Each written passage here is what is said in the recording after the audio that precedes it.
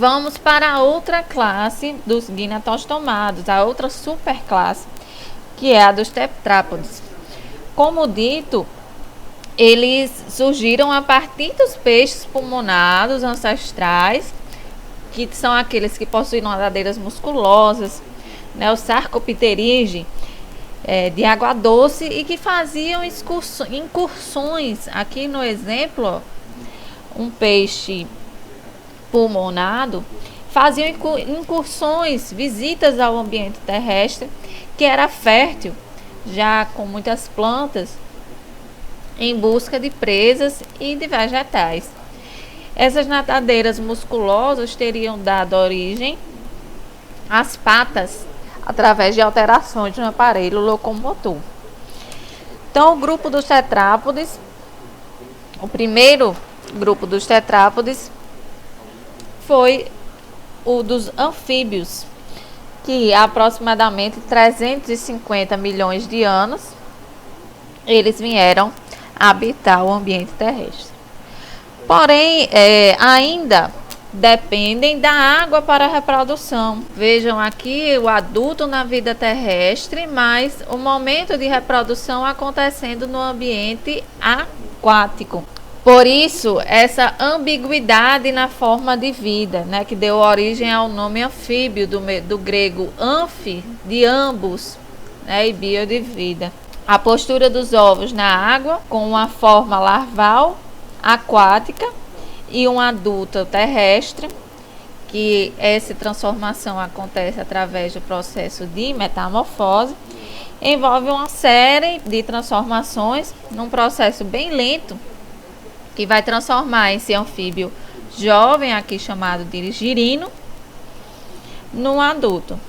Durante esse processo tem o desaparecimento das brânquias, tem o desenvolvimento de pulmões, o surgimento também de patas no corpo do animal.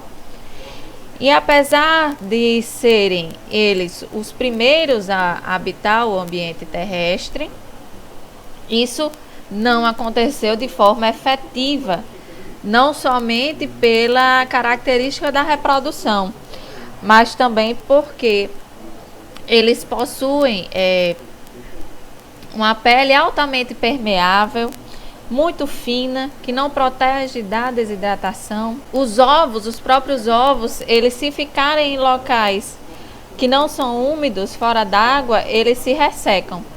Então, para proteger a sua pele, que é muito fina, não tem escamas, não tem pelo, não tem qualquer tipo de exoesqueleto, eles possuem glândulas mucosas, que são lubrificantes e que vão evitar a perda de água pela superfície corporal. São também incapazes de manter constante a sua temperatura corporal, por isso eles são chamados animais de sangue frio ou pecilotérmicos.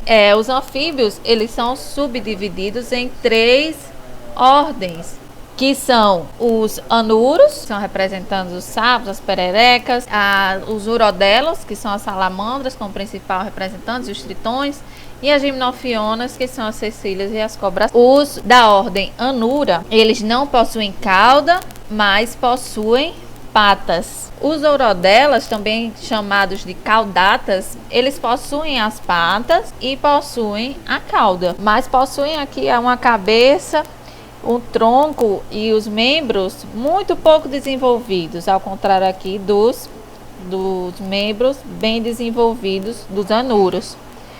Já a ordem das gimnofionas, que são as cecílias e as cobras cegas, eles não possuem apêndices locomotores. Têm um corpo alongado e cilíndrico. Os anfíbios, eles têm circulação fechada, ou seja, o sangue ele só circula por dentro de vasos, né? Isso aí já acontecia já desde os peixes. E como ocorre mistura de sangue rico em gás carbônico e rico em oxigênio, falamos que essa circulação é do tipo incompleta. Essa mistura de sangue ela acontece aqui pelo fato desse coração ele não possuir os septos bem definidos. Esse coração ele é dividido em 3 cavidades, sendo 2 átrios ou aurículas e um ventrículo. A circulação ela também é chamada de dupla, porque o sangue ele passa 2 vezes pelo coração até completar um circuito inteiro pelo animal. Vejam aqui que no anuro adulto ele passa a primeira vez pelo coração para chegar até os capilares pulmonares e retorna para poder ser direcionado para os capilares sistêmicos. Com relação à respiração, no estágio da vida aquática, larval, a respiração é branquial, assim como os peixes, mas já nos adultos eles vivem em ambiente terrestre e realizam a respiração pulmonar. Porém, eles não possuem diafragma, então os sapos e as rãs eles criam uma pressão positiva na boca, eles fecham a glote e puxam o ar para forçar o ar para dentro e encher os pulmões. Os pulmões eles são simples, não tem uma superfície de contato muito eficiente. Então, existe uma outra forma bem importante de respiração nos adultos, que é a respiração cutânea, que é esse processo de troca de gases com o meio ambiente através da pele. E por isso é que a pele ela é bem vascularizada e deve necessariamente estar úmida, pois os gases eles não vão se fundir num ambiente, numa superfície seca. Com relação à reprodução, o acasalamento dos anfíbios, na maioria das vezes acontece na água.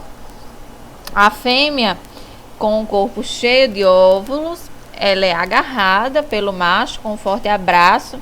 Esse abraço ele pode inclusive levar dias até que a fêmea ela lance os seus ovos na água.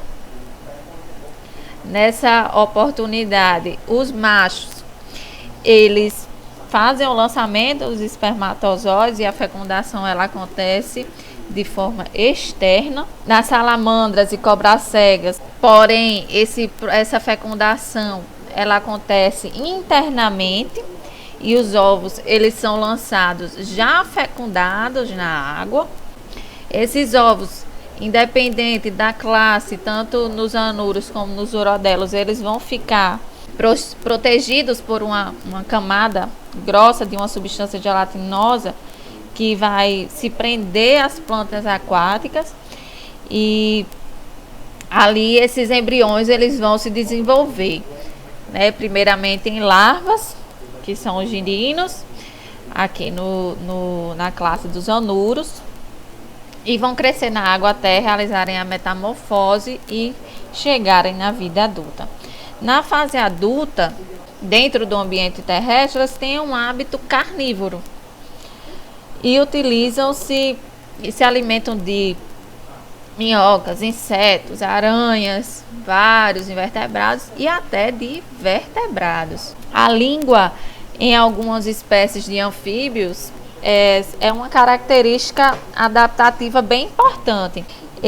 Os sapos, por exemplo, eles caçam insetos que estão em pleno voo e utilizam da língua que é presa na parte da frente da boca e não na parte mais interna, para esticar a língua para fora da boca e alcançar uma grande distância.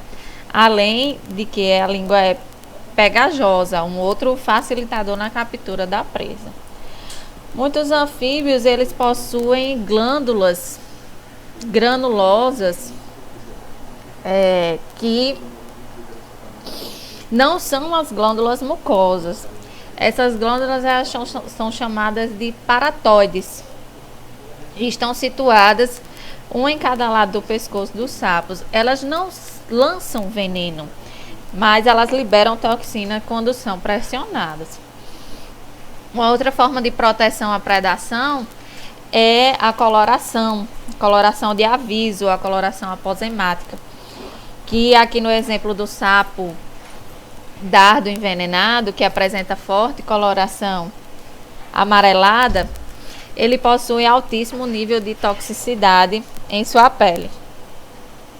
Esses animais, eles também podem ser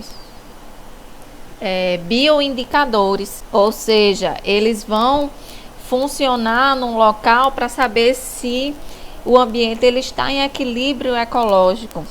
Como eles são altamente sensíveis a alterações do ambiente, eles precisam estar no ambiente aquático e terrestre com bom estado de conservação, sem alteração na qualidade da água, sem alterações drásticas na temperatura, porque isso poderia levar à extinção das suas espécies. Então, quando eles começam a desaparecer em